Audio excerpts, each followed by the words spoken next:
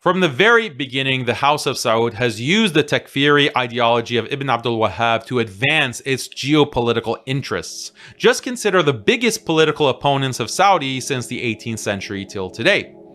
Traditional Sunnis like the Ottomans were the first major enemy of the nascent Saudi state. Ibn Abdul Wahab labeled them as kafir mushriks and said that offensive jihad is necessary to cleanse their shirk from the Arabian Peninsula and beyond. The Saudi state, of course, promoted these teachings most intensely between the 18th and early 20th centuries when it was at war with the Ottoman Caliphate. Twelver Shia, like those in Iraq and Iran, were also labeled by Ibn Abdul Wahab and his followers as kafir mushriks. The Saudi state promoted these ideas in the early 19th century and then strongly again after the Iranian Revolution in 1979. The Saudi monarchy feared that an Islamic revolution like what happened in Iran would also happen in Saudi and topple their rule. So for these political reasons, they aggressively spread the idea that Twelvers are kafir mushriks. In reality, most non-Saudi affiliated Sunni scholars of modern times consider Twelvers to be Muslims, and even many of the greatest Sunni scholars of history consider them to be Muslim, including Ibn Taymiyyah, Al-Ghazali, Ibn Abidin, and others. Islamists, like the Muslim Brotherhood, have also been labeled by Ibn Abdul Wahab followers as Khariji kafirs, or they're at minimum extreme deviants who deserve to be killed. Again, this religious ruling is based purely on the political interests of the Saudi state since 1979. Saudi most heavily promoted anti-Islamist sentiment in the 1990s to repress the Ikhwan-inspired Sahwa movement, which was growing in influence in the country. Eventually, opposition to the Sahwa movement led to the emergence of Madkhalism. Madkhalism became even more prevalent over the past 2 decades of the war on terror and then the Arab Spring, effectively becoming a tool to advocate Saudi secularization. And as we all know, Madkhalists today are the biggest promoters of Saudi normalization with Israel. They don't always say that they want normalization with Israel directly. Rather, they support Israel indirectly by, for example, opposing any boycott of Israel. Many of the ulama, they said boycotting is haram. It's not up to you, Habibi. It's not up to you, Habibi. They've also shamelessly attacked Palestinians, claiming that Palestinians are mushrik, grave worshippers, and are in fact deviants because they ally with Shia Iran. In Palestine, there's a shirk. Shirk everywhere in Palestine. Brother, see? I tell you, shirk everywhere, brother. So they all commit a shirk.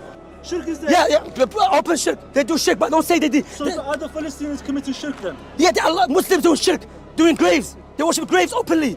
There's a graves, Habibi. Hamas are proper Rafidi supporters. They support Rafida. As you can see, since the time of Ibn Abdul Wahab, takfir for political purposes has been a central tool used by the Saudi state. And I myself have become a primary target of this politically motivated sectarianism. Why? Because in 2022, I criticized Saudi for organizing Halloween celebrations.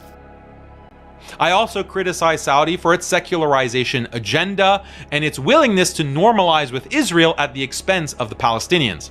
In response, for the past 2 years, Salafi sectarians have non-stop takfired me, threatened to kill me, and initiated smear campaigns against me where they accuse me of simultaneously being a Quburi grave worshipper, a Rafidi Iranian agent, and a Khariji terrorist, all wrapped into one. This is despite the fact that I actually consider myself an admirer of Imam Ahmad and Ibn Taymiyyah and follow many of their positions.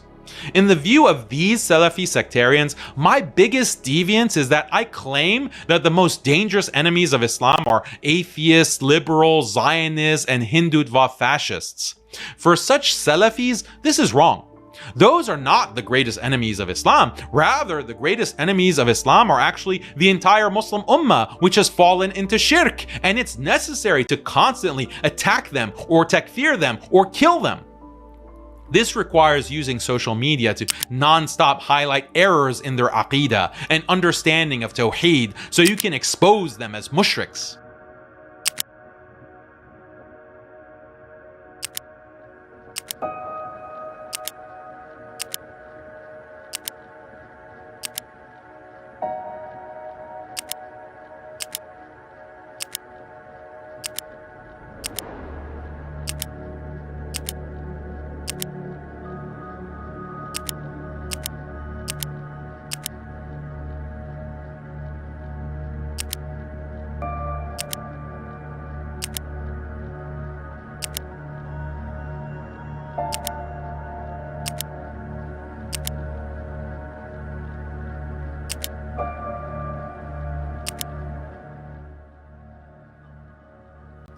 Again, we shouldn't condemn Salafism as a whole, partly because doing so would be tantamount to condemning many essential Islamic ideals championed by scholars like Imam Ahmad and Ibn Taymiyyah.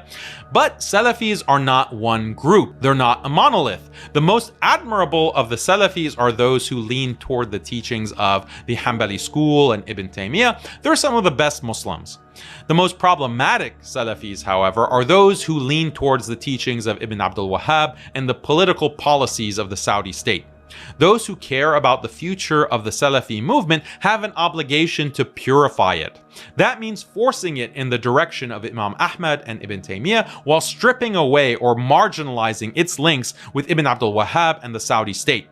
Salafis should be encouraged in the direction of cooperating with other Muslims rather than takfiring and killing them.